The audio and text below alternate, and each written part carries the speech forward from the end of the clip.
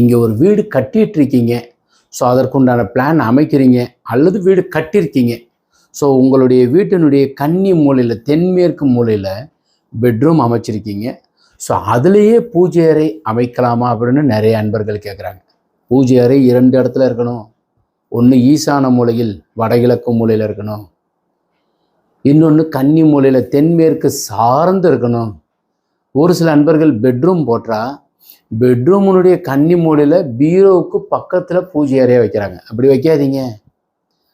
இந்த பெட்ரூம் ஆனதில் உறங்கும் அறையினுடைய வடகிழக்கு மூலையில் ஈசான மூலையில் வைங்க. பெட்ரூமில் பீரோவில் ஒரு உள்ளுக்குள்ளே காசு பணம் வைக்கிற இடத்துல சாமி வைங்க. புனிதமாக இருக்கணும், சுத்தமாக இருக்கணும். ஒரு சில அன்பர்களுக்கு எப்படி வரும்னா, பெட்ரூமோட கன்னிமுல்ல பெட்ரூமும் வரும், பூஜை அறையும் வரும். அதனால் வரைபடம் அமைக்கும்போது இதெல்லாம் கருத்தில் கொண்டு செயல்படுங்க. வணக்கம்.